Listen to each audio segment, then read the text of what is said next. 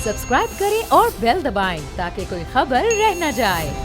तुर्क सदर Tayyip Erdogan Pakistan के दौरे पर आ रहे हैं। पाकिस्तानी कौम बहुत उनको पसंद करती है, सराहती है। पूरी तुर्क कौम को और पाकिस्तानी कौम को एक दूसरे के बहुत करीब देखा जाता है, तारीख़ी तौर पर भी। अब ये दौरा बड़ा अहम कहा जा रहा है बाबर डोगर साहब कि एक तो ये कि कश्मीर के हवाले से जिन ममालिक ने आवाज़ उठाई पाकिस्तान के साथ खड़े, उनमें तुर्क सर फहरिस्त है। उसके बाद आप देखें कि 60 कारोबारी शख्सियात उनके साथ आ रही हैं। दूरी शहरियत का मामला भी है दोनों ममालिक के दरमियान। इसके अलावा कई MOU साइन होने हैं बाहमी तिजारत के और एक दूसरे से ताबून के, और दोनों के मिलके मैन्युफैक्चरिंग के प्लांट्स और मिलकर काम करने के। मतलब बहुत बड़ी अपॉर्चुनिटी है पाकिस्तान के पास। तुर्की से जो तैयब एर्दोगान है उनको पाकिस्तान से ख़ास मोहब्बत है और एक ख़ास लगाव है पाकिस्तान के साथ। पाकिस्तान एक एटमी क़ुव्वत है। पाकिस्तान का मुस्लिम ममालिक में एक नुमाया मुकाम है। तुर्की G20 का हिस्सा है। दुनिया की जो 20 बड़ी इकॉनमीज़ हैं उनमें से एक इकॉनमी तुर्की है। तुर्की पाकिस्तान में इन्वेस्टमेंट कर सकता है। बहुत सारे सेक्टर्स हैं। उससे पहले भी उन्होंने पाकिस्तान में इन्वेस्ट किया। लाहौर की वेस्ट मैनेजमेंट कंपनी और बेतहाशा दूसरे जो प्रोजेक्ट्स हैं उसमें तुर्की की इन्वेस्टमेंट है। कंस्ट्रक्शन में तुर्की की बेतहाशा इन्वेस्टमेंट है। और अगर अब जिस तरह से वो आ रहे हैं और ये डुअल नेशनलिटी वाला जो इशू है ये बड़ा ज़बरदस्त है कि दोनों ममालिक एक दूसरे के जो लोग हैं उनको डुअल नेशनलिटी दें ताकि वो एक दूसरे तुर्की जो है वो पाकिस्तान में मैक्सिमम इन्वेस्टमेंट कर सके। तो मेरा ख्याल है कि ये बड़ा अहम दौरा है।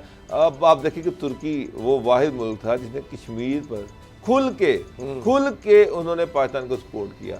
इवन एक टाइम ऐसा था कि मोदी ने कहा कि जनाब मैं उनका जो विजिट था तुर्की का उसने कैंसिल कर दिया। उसने कहा जी मैं तुर्की का विजिट नहीं करूंगा। और तुर्की ने बिल्कुल उनको तुर्की और इंडिया की जो ट्रेड जो एग्रीमेंट थे वो बहुत ज़्यादा अफेक्ट हुए हैं। तुर्की को उसमें बहुत ज़्यादा नुकसान भी हुआ है, लेकिन उन्होंने कहा कि कोई मसला ही नहीं है, लेकिन कश्मीर के इशू पर हम पीछे नहीं हटेंगे। एक तरफ आपके सामने अरब वर्ल्ड है जो ट्रेड के चक्रों में उन्होंने कश्मीर पे कॉम्प्रोमाइज़ किया। इवन उन्होंने पाकिस्तान को साफ जवाब दे दिया कि जनाब हम ट्रेड अपनी जगह पर है, हम कश्मीर पे कोई बात नहीं कर सकते। तो वो भागे सारे।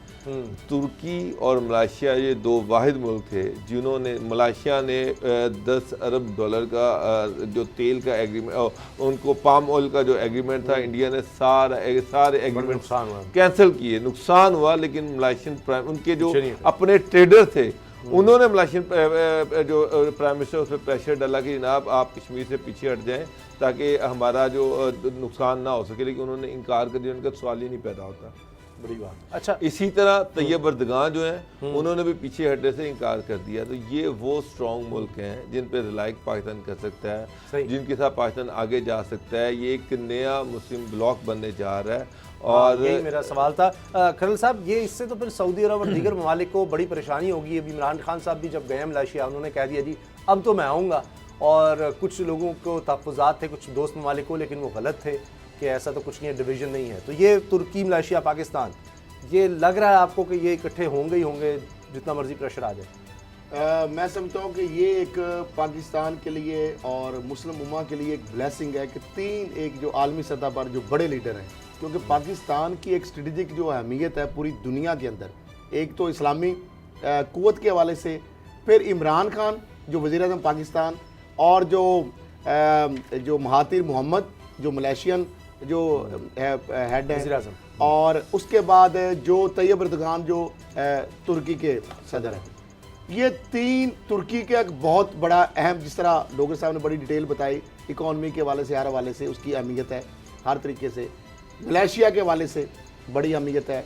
पाकिस्तान ठीक है, इकोनॉमिक अगर इंडिकेटर के हवाले से हम थोड़ा पीछे हैं, तो फौजी लिहाज से, फिर अपनी खिते में इसकी अहमियत के हवाले से, एटमी हवाले से, ये जो तीन मुल्कों वाला जो मामला है। और फिर एक और बात इसमें सबसे बड़ी है, तुर्की ने, मोदी ने जब धमकी दी तो उन्होंने कहा बेशक इसमें हमें कोई मसला ही नहीं है, आप कर लें। आपने तो कहा मोदी ने धमकी भी कैसा लगाई थी, तुर्की से उन्होंने कोई घास मोदी को नहीं डाली, ब्लैकमेल करने की कोशिश की। फिर आप देखें कारके का मामला आया, सिर्फ एक बात अभी रिसेंटली, यार अरबों रुपया में, यानी कितने अरबों डॉलर के नवाज शरीफ और शहबाज शरीफ टोपियां पहन के घूमते थे इधर, आनियां जानियां, वो देखा है ना, आनियां जानियां और किक बैक कमीशन और मनसूबे पीपल्स पार्टी का वो करते थे। और पीपल पार्टी के दौर में मिला, मिली भगत करके इंटरनेशनल जो आर्बिट्रेशन में जाके पाकिस्तान के ऊपर मिली भगत से। अब वही अगर बात होती सही, वो तो शायद वो जो रफी ने वो स्टेटमेंट दे के और हुकूमत और इमरान खान और अगर तैयब अर्दोगान मामले में ना पड़ते तो अरबों डॉलर हमें देना पड़ता था। इसी तो तरह ये से पाकिस्तान के ऊपर प्रैक्टिकल उनका एहसान है हर मामले में। बात। और सर, कश्मीर के एक शुबे अंदाजे के अपने मुताबिक- ट्रेड को नुकसान पहुंचाया, ठीक है। ये आपको बहुत जो शुक्रिया जुर्माना खलील था वो माफ कराया। सही, बड़ी बात है। और ये 2 दिन का दौरा है और इसमें और कहा जा रहा है कि तकरीबन 70 से ज़्यादा मुआहदों पर दस्तखत होंगे, जो बहुत बड़ी बात है। और असल चीज़ है कि दोनों के दरमियान ताउन की बात है, ये नहीं कि इम्पोर्ट एक्सपोर्ट तिजारत है, मिलकर प्रोजेक्ट्स लगाने की बात है।